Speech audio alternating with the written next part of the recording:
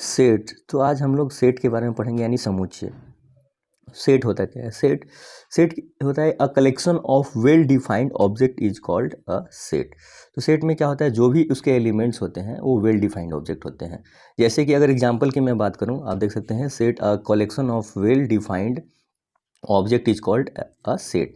तो एग्जांपल से आप समझ सकते हैं आसानी से। जैसे इसमें क्या होता है, वेल डिफाइंड ऑब्जेक्ट कैसे होगा, जैसे कि कलेक्शन और सेट ऑफ नेचुरल नंबर। तो नेचुरल नंबर क्या है, एक वेल डिफाइंड थिंग्स है जो कि एक सेट का एलिमेंट हो सकता है, जैसे 1 2 3 4 up to infinitive. So these are the natural number and ये क्या हो सकता है, ये वेल डिफाइंड ऑब्जेक्ट हो सकता है एक सेट के लिए। जैसे इंटीजर नंबर की मैं बात अगर करूं, तो इंटीजर नंबर की अगर मैं बात करूं तो इंटीजर नंबर में -3 -2 डॉट डॉट डॉट 0 1 2 यानी positive numbers and negative numbers. तो ये क्या है, एक वेल डिफाइंड ऑब्जेक्ट है जो कि एक सेट का एलिमेंट हो सकता है।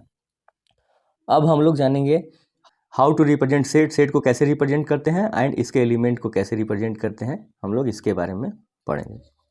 आइए तो set,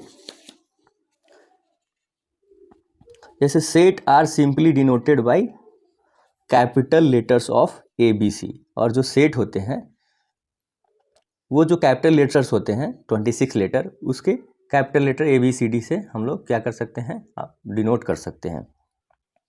and his elements are denoted by small letters. और जो इसके लेटर्स हैं यानी जो भी एलिमेंट्स हैं इसे इसके स्मॉल लेटर से डिनोट किए जाएंगे, जैसे कि ABC and up to Z आप डिनोट कर सकते हैं। And its elements should be inside curly braces. और जो कि इसके जो एलिमेंट्स होंगे वो करली ब्रेसेस के अंदर लिखे जाएंगे, जैसे कि आप मंझली कोष्ठ इसको हिंदी में बोलते हैं, तो आप मंझली कोष्ठ यानी करली ब्रेसेस।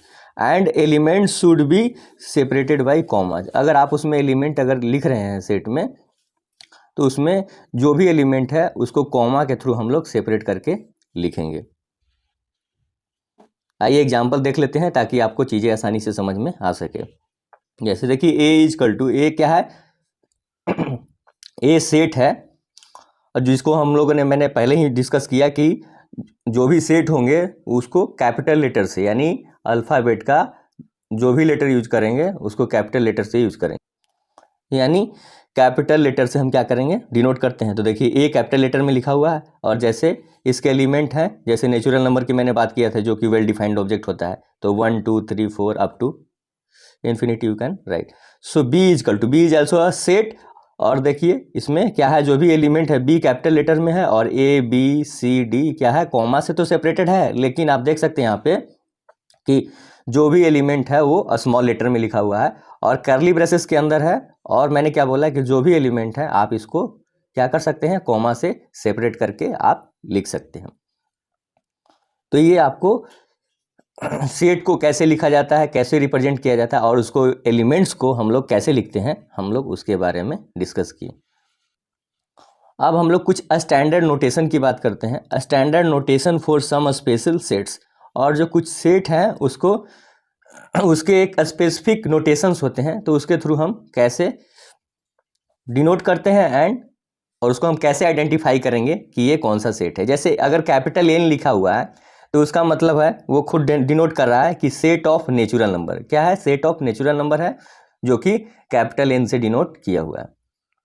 Z और I, अगर Z और I की बात किया जाए तो ये क्या है, ये अपने आप में सेट ऑफ इंटीजर नंबर को डिनोट करता है। अगर W लिखा हुआ है तो ये अपने आप में डिनोट करता है कि ये सेट ऑफ होल नंबर को डिनोट कर रहा है।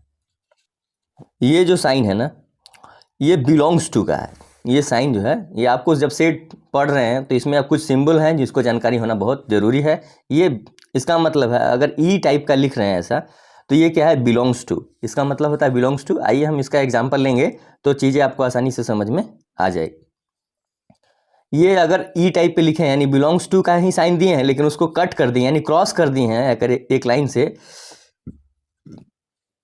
तो इसका मतलब हो गया नोट बिलोंग्स टू, यानी वो बिलोंग्स नहीं कर रहा है। अब हम जानेंगे कि ये दोनों सिंबल का मतलब क्या हुआ और इसका यूज करते हैं सेट में। जैसे ये मैंने एक सेट लिया और करली ब्रेसेस के अंदर जो भी एलिमेंट है और कॉमा से मैंने सेपरेट करके लिखा है 1 2 3 4। तो यहाँ पे देखिए 1 है कि नहीं, इसमें 1 है, अगर 1 है, इसमें 1 इस सेट का एलिमेंट है, तो हम लिख सकते हैं कि 1 बिलोंग्स टू ए, यानी जो 1 एलिमेंट है, जो 1 मेंबर है, वो क्या कर रहा है, एलिमेंट ए, सॉरी जो सेट ए है उसमें क्या कर रहा है, बिलोंग्स कर रहा है। तो इसको अगर लैंग्वेज में लिखा जाए तो 1 इज मेंबर ऑफ सेट ए, या लिख सकते हैं 1 इज एलिमेंट ऑफ सेट ए। और जैसे देखिए 5, तो 5 देखिए तो आप इसमें 5 है, 5 1 2 3 4, इसमें 5 है ही नहीं, 4 तक ही लिखा हुआ, यानी जो 5 है वो 5 सेट ए का एलिमेंट या मेंबर है ही नहीं। तो क्या करेंगे, 5 नॉट बिलोंग्स टू ए, यानी 5 इज नॉट मेंबर और element of set A. Methods of representing a set, यानी कितने मेथड्स हैं जिसके थ्रू हम लोग सेट को रिप्रेजेंट कर सकते हैं। तो first is the tabular form और roster form. So first form is the tabular form और रोस्टर फॉर्म, यानी टैबुलर फॉर्म का ही दूसरा नाम क्या है, रोस्टर फॉर्म है।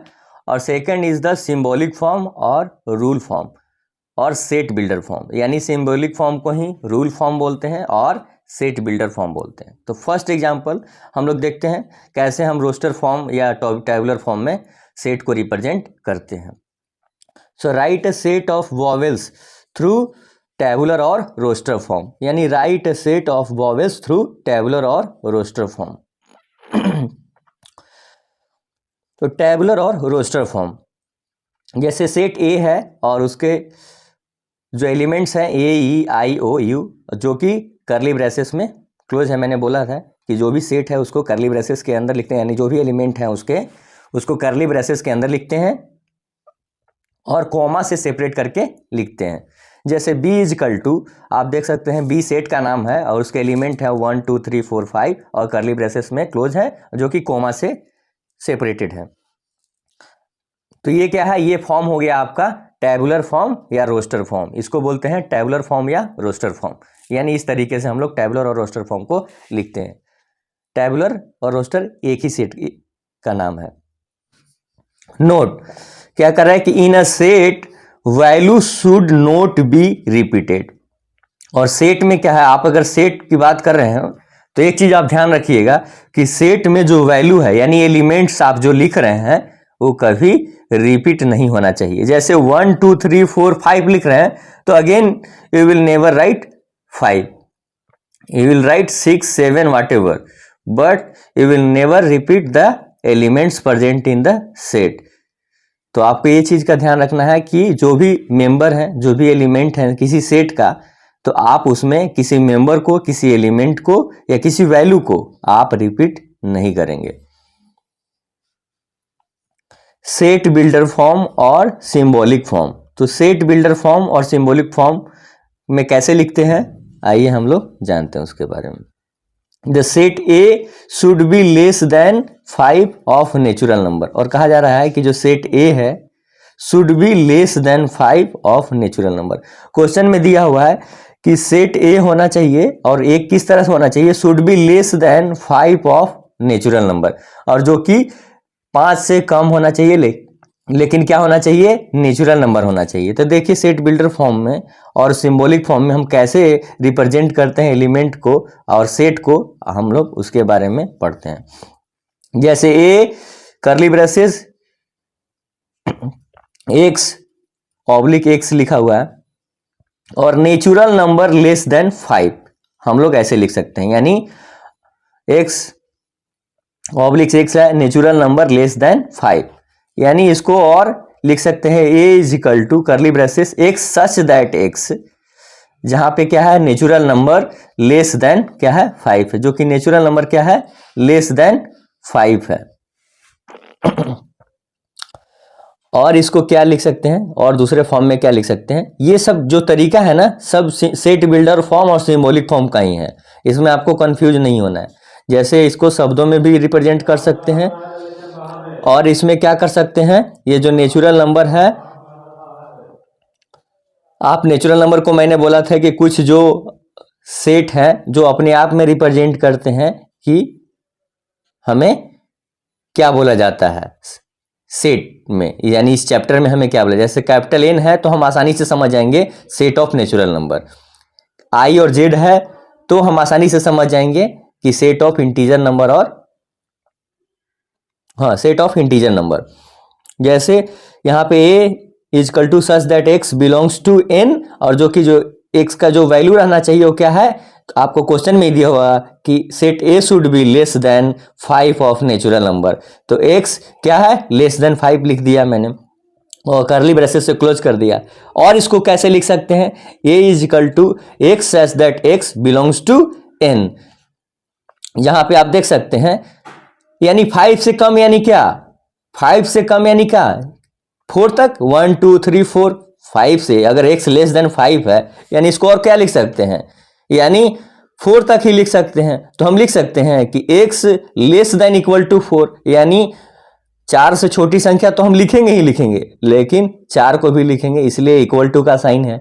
यानी 1 2 3 4, यानी इसी चीज को इस फॉर्म में भी हम लिख सकते हैं, आपको उसमें कंफ्यूजन नहीं होना। x लेस देन का 5 का मतलब क्या, यानी x का वैल्यू जो ऐसा होना चाहिए एलिमेंट इसमें सेट में जो कि 5 से छोटा हो, तो 1 2 3 4, ठीक है। और इसी चीज को अगर लिख दिया कि जो x है वो क्या है, 4 से छोटा और 4 के बराबर वाला भी एलिमेंट है, यानी x is less than equal to 4। यानी लेस देन का मतलब क्या, जो 4 से छोटी संख्या वो आ गया 1 2 3, और इक्वल टू का साइन लगा दिए, यानी 4 भी उसमें शामिल है, ठीक है। तो इस तरह से बाकी चीजें आप नेक्स्ट वीडियो में आपको बताएंगे।